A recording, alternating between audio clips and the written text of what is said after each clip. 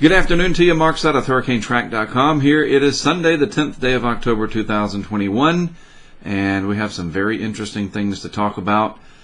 Today is the 3-year anniversary of Hurricane Michael, and I'm going to show you some footage of that just to kind of remind you of that incredible achievement from our project, and just to show you again, what a very powerful hurricane can do to the coastline. And I think that's going to kind of segue into something that's going to happen for our friends over in Mexico later this week. I'll talk about that as well.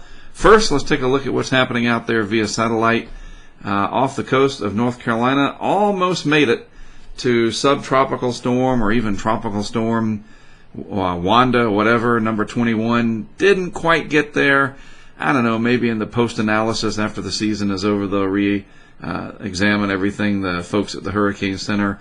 I'll show you a close-up of this in a minute, but strong southerly winds. Now there's this front coming in, so strong southerly shear, drier air, etc. is going to really put the brakes on this system. But it's got a really well-defined low-level center and some convection, some gusty winds out there. But that's about it from that system. Tropical wave interacting with some upper-level winds down here into the Caribbean. There's another tropical wave piece of energy coming in to the south and east of that, but very strong upper level winds. You can see that very well with the cloud shots here on this animation, courtesy of Tropical Tidbits. Gulf of Mexico, nice and clear. Going to have some severe weather today in parts of the Great Plains, so make sure you pay close attention to that. If you are in the area, you already know, I'm sure. You don't need me to tell you. Just pointing it out, though. What else is there? Upper level low sitting down here. Caribbean clear otherwise. Just one of these situations where you kind of wonder. The Atlantic is very warm. We got the La Nina going on in the Pacific. Not technically yet, at least somebody hasn't declared it, but believe me, it's as close as you can get. And so why don't we have anything going on in the Atlantic to speak of? And sometimes I just don't know the answer. There's just not a favorable setup. There's just a lot of upper level lows, a lot of shear right now. And just not favorable. And so this is one of those years where it may shift until later in the month and even into November, especially with the lack of cold fronts sweeping down across the Gulf, cooling things off. That hasn't really happened yet. So we'll see. It's going to be an interesting few weeks ahead. Not over till it's over, but at least for now, the next week or so, I don't see any problems arising out of the Atlantic basin. So our attention is going to be focused on this. A new tropical depression is going to eventually become Pamela, and it's going to impact this area over here in Mexico, somewhere in this zone around midweek, and I'm going to be there for it. I'll talk about the game plan for that in just a moment. First, close-up of 92L, almost Wanda. I mean, just a little bit of convection on that north side. We've seen storms that looked exactly like this that did have a name on them out over the open Atlantic. So I don't know every time why stuff works the way it does. It's not my place. It is interesting. It's not that well defined. I don't know. Whatever. Definitely some strong wind. You can see that wind shear coming up from the south. Generally a naked swirl on the southern part of the circulation, but a pretty big area of convection north of there, impacting parts of the Outer Banks. Pretty stormy day out there. But you can see that frontal system coming in from the west here, interacting, kind of stalling out. No lightning except one little bolt right there. So, kind of squally, generally unpleasant weather across parts of the Outer Banks with this almost got named system. All right, looking at the Vorticity Signature, pretty well defined, but there's another area starting to develop north and east of that. So they're competing with each other. There's the tropical wave energy moving through the islands. There's another one that'll also be moving through the islands in the next couple of days, so be aware of that. Again, those can bring showers and thunderstorms, gusty winds, and some quick flash flooding from these systems. A lot of energy, a lot of juice out there. Then there's the signature of what will eventually be Pamela in the eastern Pacific, and this one has the makings of being a very strong hurricane. Here's the track map from the HurricaneTrack Insider site based on National Hurricane Center data. We just plot this, their data, on our map thanks to the programming skills of our Patreon supporter, Will Woodgate from over in the UK. Nice and interactive, pretty cool. You can zoom in and see the place names very easily. And so what is expected to happen with this is it's going to strengthen, become a storm sooner rather than later, and then eventually become a hurricane. And I believe these points here, honestly, are going to be major hurricane, well over 120, 130 miles per hour. That's what my gut tells me. Water temperatures throughout here are warm, and they're actually warmer than average overall. I'll show you that in just a little bit on the sea surface temperature anomalies chart. And then it's going to probably make landfall up here somewhere in the vicinity of between Mazatlan and, well, let's just go to the other side of the cone here, just south and east of Los Moquis, however you say it. I'm going to have to get used to this, aren't I? If it'll just be close to Mazatlan, I've got it made. I think it will be closer to Mazatlan than what the official forecast track is showing. And this is only some, let's see, there's Mazatlan. The official, if you just look at the center, that's the center of the eye. Let's just round it up and call it 80 miles from Mazatlan. Well, if you do it on the coastline, it is darn close to 80 miles. So we'll see. I think some southward shifts are possible as the guidance gets better defined. Now, Mazatlan's a pretty big city. That's not, a couple hundred people in a nice fishing village down there. That's a pretty big metro area, so that would be a really big deal if this comes in real close to or over Mazatlan. So what am I going to do about it? Well, I'm going there. Flying out tomorrow to Houston. I'll meet up with my colleague and Patreon supporter Brent Lynn. He's going to bring a bunch of equipment. I'm bringing a bunch of equipment. And we're going to then fly down and meet up with a guide. And then all of us are going to go and start heading up the coast. And we're going to be where we need to be, wherever that ends up. We don't know for sure yet. Our target area is Mazatlan, but, it could be 10, 20, 30 miles either side. Who knows? This is within the 5-day forecast time frame, though, so in less than 5 days, this looks like it will make landfall.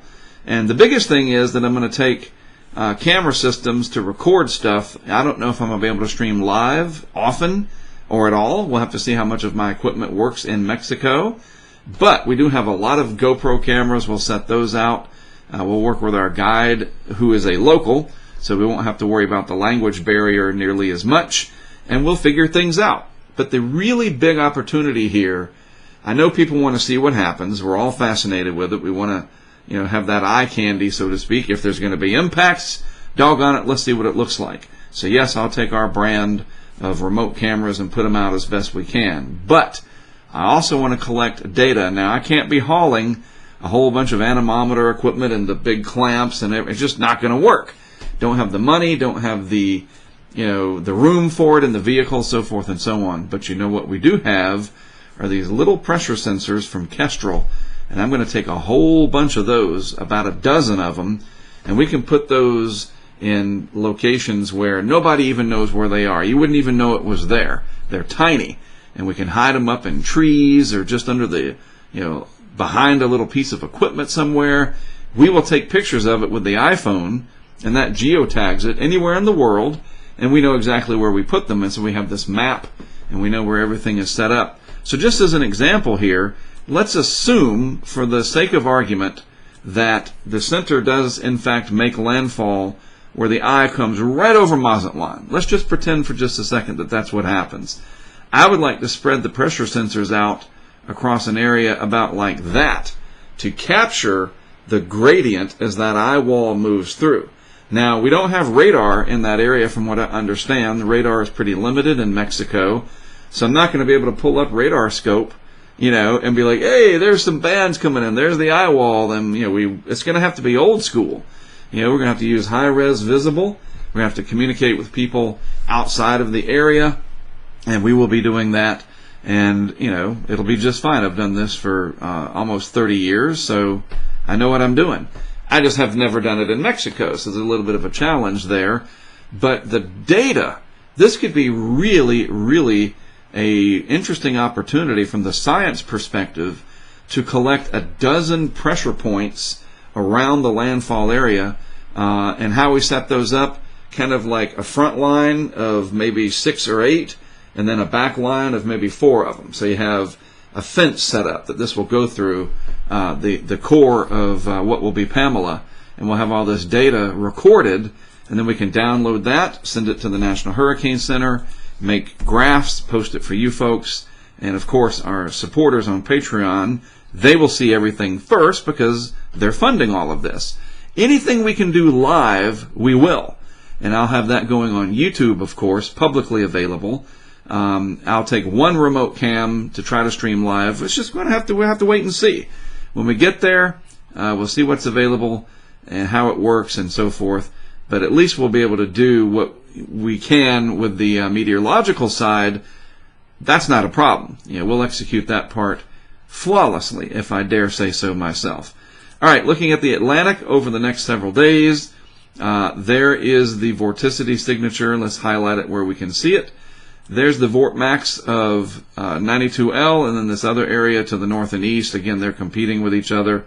So really not going to have to worry about this much longer. As we just scroll this out, by the way, there's that energy coming in through Oklahoma and Texas today. Yikes. Pretty high risk of tornadoes for October in southwest Oklahoma. Let me just bring me back on for a sec to emphasize.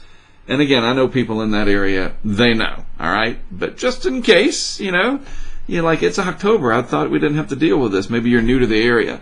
You seriously need to be paying attention. Have your phone handy. Make sure you can get alerts on there. Get something like Radar Scope. It's a great app. It's about $10, but it's worth it. And it can show you really high resolution radar. There's other radar apps, of course. A lot of them are free. But just make sure you are in the know, because we're talking some big hail, maybe some supercells, and the possibility of tornadoes and straight line wind damage, some flooding. Kind of unusual for October, but the pattern has been very warm over here in the east, and you got all this tropical moisture streaming north with this little shortwave piece of energy coming in with a lot of dynamics. And there you go. The setup is there. All right, so that's later on through today, and tonight I'll be watching for sure myself on social media. And over the next few days, you can see these bits of energy that move through, but nothing consolidates. Nothing gets itself together, and I think things are going to be kind of quiet for the next several days as we deal with nothing in the Atlantic to speak of.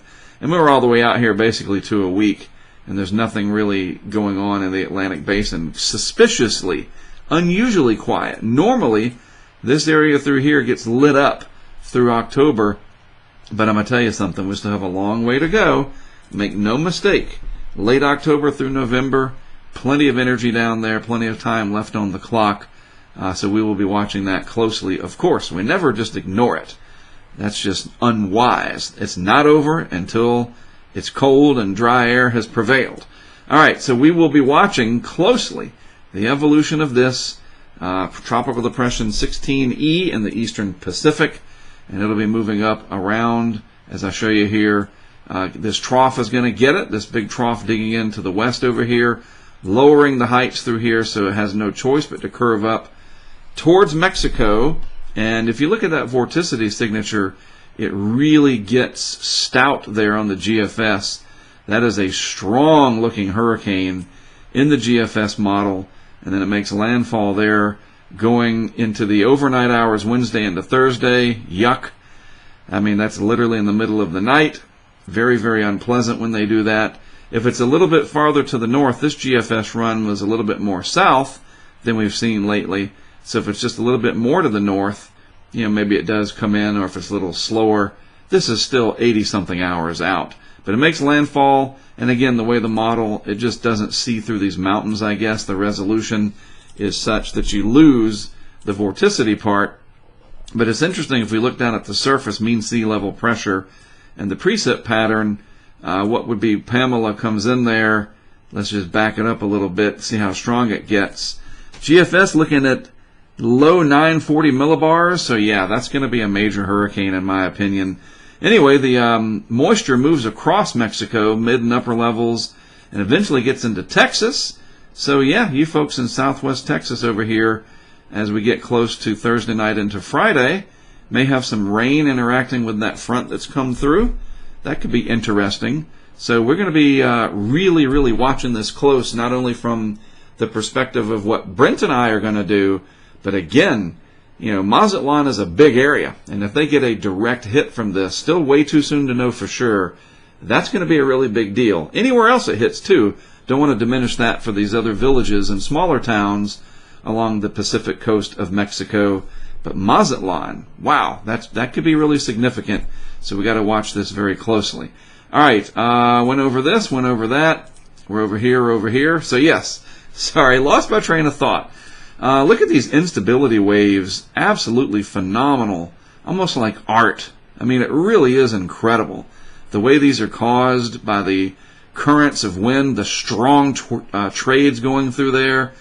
Just an amazing spectacle, isn't it? And these are anomalies. This is the pattern of temperature change versus the average out there. You understand? This is not actual sea surface temperatures. These are departures, and these are all cold anomalies. And in some cases, 1 degree Celsius or more below the long-term average. But in the area where Pamela to be will be impacting and moving through, water temperatures in there quite a bit warmer than the long-term average.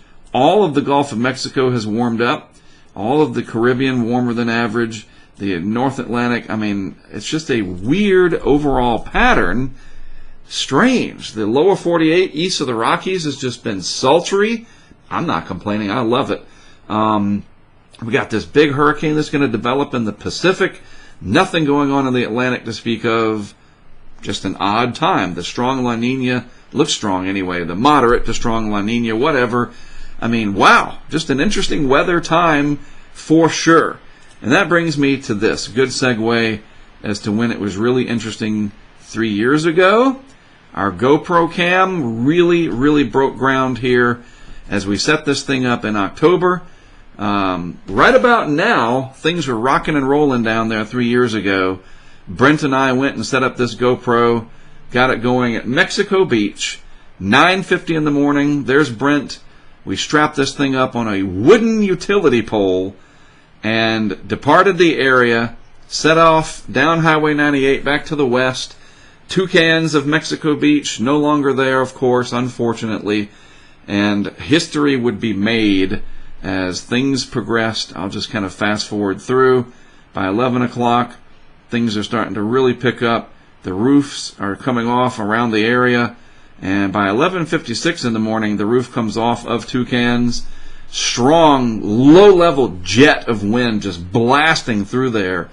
Lots and lots of damage from wind well before that surge came in. Close up here of a roof peeling off, cropped in on the video way down the street there. It was a seafood restaurant. I can't remember the name of it. It was like a really long building. Then that eye wall came in. Absolutely incredible video from that GoPro on that wooden light pole that held up. I still can't believe it. It's like winning the lottery in terms of the odds that it would survive and it would work. Point blank range to a Category 5 hurricane, and we nailed it. We really did. Brent and I worked very hard to get this, and then the surge finally does come in. Just unfathomable energy there, and stuff shredding, as you can see in the video. The surge finally gets in there and is just devastating. After the core comes in, that surge finally got up in there and finished off what the wind started, and we know how it all turned out. Later in the day, there's that building that goes across the street there. That was sitting over here. Absolutely terrifying. We had other cameras in the area as well. This was down in the Gulf Pines area where a pretty big surge came in. I've gotten to know the people that owned this house. They've moved a couple houses over now. Real nice family down there, and you can see this is the last hour. This is real-time video. The tree comes down there. Just incredible what a hurricane can do, and our use of technology to capture those impacts, keeps us safer. We're not completely safe. The only safe way is to just not be there at all. But, we got to be there somewhere. But we put these cameras out where we have no business being. See that tree comes down, these big waves come in. Just incredible stuff here. Here's another vantage point over in East Point. This is GoPro footage again, the storm surge all the way over in East Point, really coming up. Just quite a historic moment in time. Oh yeah, we also had a GoPro that I put on the windowsill of my hotel. This is Panama City. They got wrecked really, really bad. I mean, this is the Hampton Inn at Panama City. I just put the GoPro on the window and stood back because it was scary. I'm not going to lie. That was really, really something to witness in person, and then to know what happened down at Mexico Beach. Just remarkable. So we're going to take this type of technology with us to Mexico, and we actually have more of it now than ever before, and do the best we can. If this happens in Mazatlan or anywhere nearby, we'll try to stay somewhere safe and as much out of harm's way as possible, and capture something like this in Mexico. We shall see. Luckily, nothing like that in the United States right now, but you never know. That's what we're here to do, is to see what we see in the future and be ready for it when it gets there. All right, so again, you folks in the nation's midsection, hang in there today. It's going to be kind of a rough one. I'll be watching the radar scope, like I said earlier, and social media to see how things play out with that second severe weather season coming around. Pretty interesting stuff there. Hang in there. Be safe out there. All right, that is it from me for this afternoon. As always, thanks for tuning in. I do appreciate it very, very much. Great to have you on your side of the screen watching. It's great. I am Mark Sudduth, HurricaneTrack.com. I'll talk to you again tomorrow as I start to travel towards Mexico.